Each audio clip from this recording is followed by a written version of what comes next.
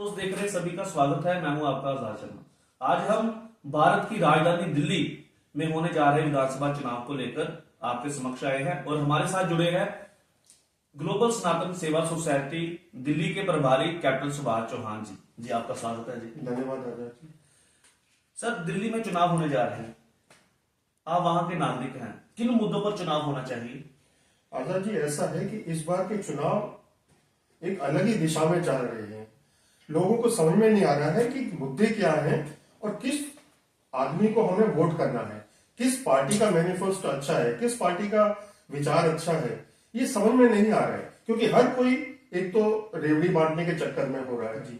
उससे क्या हुआ है कि इंसान जो राजधानी का जो नागरिक है वो कंफ्यूज्ड है कि मैं जो ज्यादा मुझे दे रहा है मैं उसे वोट दूं, या जो मुझे गारंटी दे रहा है कि मेरी लाइफस्टाइल को सुधारेगा मैं उसे वोट दूं। तो ये कंफ्यूजन बहुत ज्यादा है। लेकिन जैसे जैसे चुनाव बढ़ता गया वैसे वैसे लोगों को असलियत समझ में आने लगी और अब उन्होंने मन बना लिया है कि इस बार हमें एक बदलाव चाहिए। यानी कि आपको लग रहा है कि दिल्ली में इस बार बदलाव हो सकता है? ये हो सकता है, ये पूरी पूरी इसकी गुंजाइश है और इसकी पूरी संभावना है। यमुना का पानी हो जाए, इस तरह के कई मुद्दे इस समय काफी चल रहे हैं। क्या आपको लगता नहीं कि दिल्ली में विकास हुआ है? पिछले 15 साल से एक ही पार्टी वहां पर काबिज है। देखो, जब से ये पार्टी आई है तब से विकास के नाम पर तो कुछ नहीं हुआ है। सिर्फ वादे हुए हैं, सिर्फ झूठे वादे हुए हैं। इसके विकास के नाम पे कुछ नहीं। इन्होंने सिर्फ अपनी तिजोरियां भरी हैं और इसीलिए लोगों के दिमाग में अब ये बात बैठ गई है कि इस बार हमें बदलाव दिलाना बहुत जरूरी है। जैसे आपने यमुना जी का मुद्दा उठाया। यमुना जी इतनी दूषित है आज दिल्ली में। जब हम कोई भी पुल पार करते हैं यमुना का तो हमें अपनी नाक बंद करनी पड़ती है या फिर गाड़ी के शीशे ऊपर उठाने पड़ते हैं, इतनी बदबू आती है वहां से। तो इसका जिम्मेदार कौन है? और जबकि इस सरकार ने कहा था कि हम 2020 तक 2025 तक ये सब कर देंगे, अभी तक कुछ काम नहीं हुआ है। सेंटर ने फंड्स पूरे दिए हैं, उनका कोई लेखा जोखा नहीं है, कहां पैसा लगाया है कहां गया है कोई हिसाब किताब नहीं है। इसके अलावा और कौन से मुद्दे हैं? जैसे वहां पर बिजली भी फ्री मिल रही है, पानी भी फ्री मिल रहा है, क्या ये सुविधाएं नहीं है सरकार की तरफ से? फ्री कुछ नहीं है आजाद जी, ये गलतफहमी है लोगों में।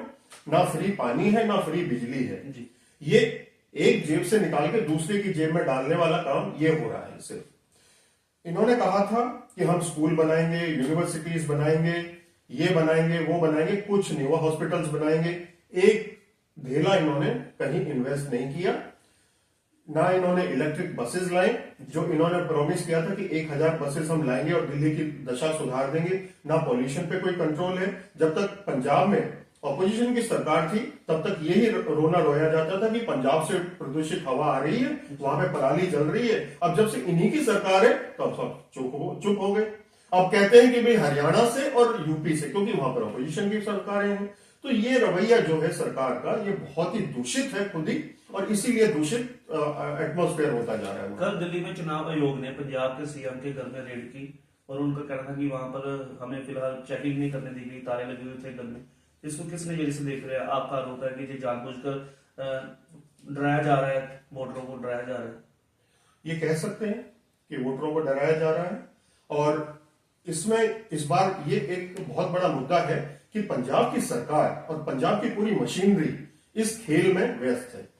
वहां से अभी गाड़ियां पकड़ी गई हैं जो पंजाब के ये थे नंबर प्लेट्स वाली, और उसमें पंजाब सरकार लिखा हुआ, उसमें कैश पकड़ा गया है, दारू की बोतलें पकड़ी गई हैं। तो ये क्या चल रहा है खेल? मतलब ये तो ऐसा लग रहा है कि जैसे चुनाव को खरीदने के चक्कर में है इस बार। तो किस तरह के वोटर है वहां का काफी बुद्धिजीवी है दिल्ली में, तो आपको क्या लगता है कि इस बार लोग किन लोगों को, किन उम्मीदवारों को जिताएंगे? वहां पर काफी लोग हैं जो उम्मीदवार हैं। इस बार उम्मीदवार जो है, हर पार्टी ने अपनी तरफ से अच्छे उम्मीदवार खड़ा करने की कोशिश की है, लेकिन कुछ पार्टियां हैं जिन्होंने देशभक्त उम्मीदवारों को खड़ा किया है और लोग उनके बहुत उम्मीद लगाए बैठे हैं उन लोगों से।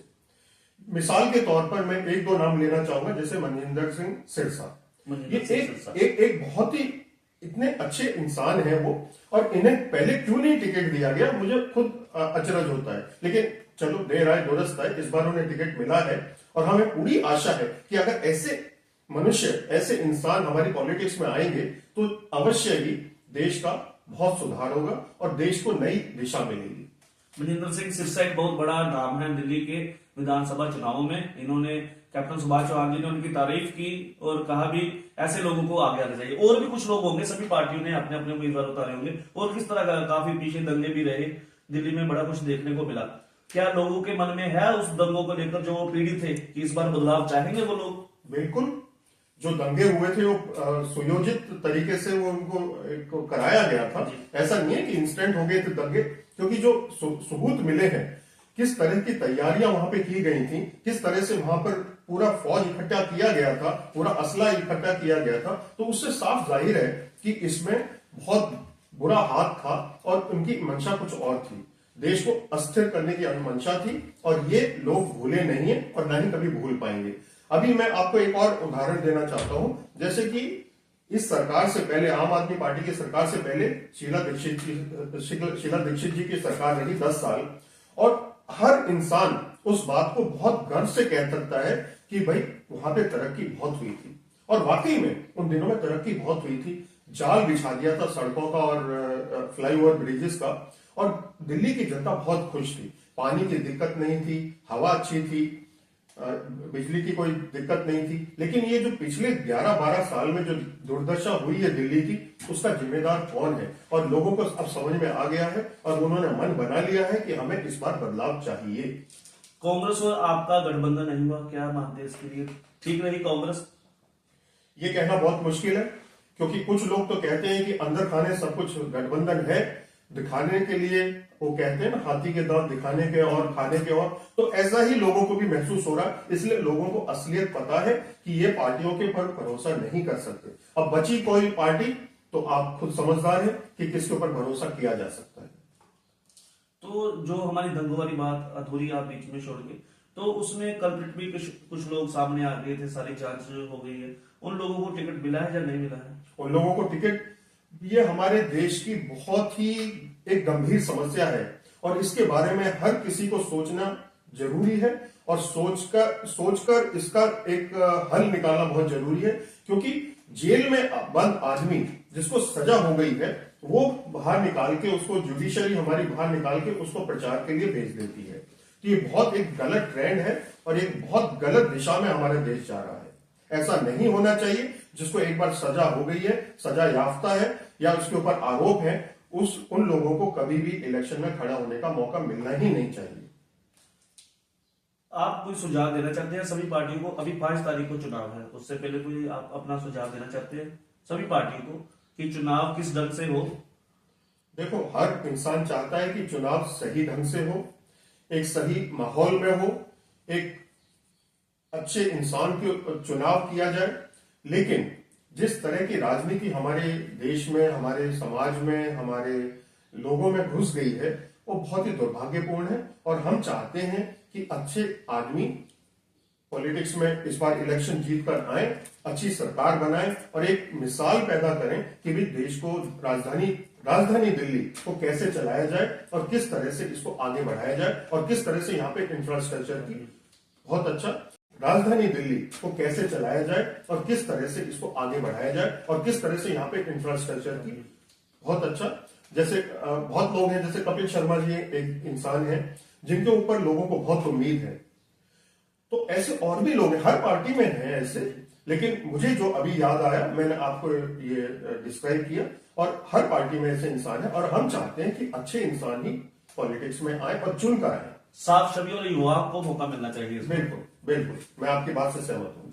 ये थे कैप्टन सुभाष चौहान। इन्होंने बहुत ही अच्छे ढंग से दिल्ली के प्राथमिक मुद्दों के बारे में बताया और इस बार के चुनाव के बारे में बताया और लोगों का क्या बदलाव है, लोग क्यों, बदलाव अगर होता है तो क्यों हो रहा है बदलाव। और इन्होंने स्वर्गीय पूर्व मुख्यमंत्री शीला दीक्षित जी के कार्यकाल में जो दिल्ली का विकास हुआ उसके बारे में बताया। इस समय जो यमुना जी की हालत है, दूषित है, उसके बारे में बताया। और साथ में ही इन्होंने मनजिंदर सिंह सिरसा, एक बहुत बड़ा नाम है दिल्ली की पॉलिटिक्स में, सिख नेता है, उनके बारे में बताया। और कपिल मिश्रा जी भाजपा के उम्मीदवार हैं ट्रैवल से।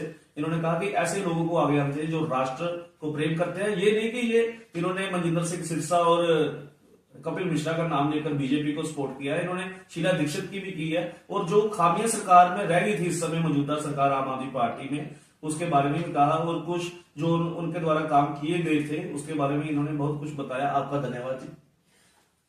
आजाद जी, एक बात और मैं कहना चाहूंगा कि सभी वोटरों से यह अपील है कि अपना मन बना के ना जाए, किसी पूर्व ग्रह से ना अपना वोट देने की कोशिश करें। आपको जो नजर आ रहा है कि कौन तरक्की कर सकता है और कौन विकास कर सकता है, उसी मुद्दे पर आप अपना वोट दीजिए, किसी भी इंसान को जो आपको अच्छा लगे। मेंबर से आजाद शर्मा की रिपोर्ट, टारगेट पोस्ट।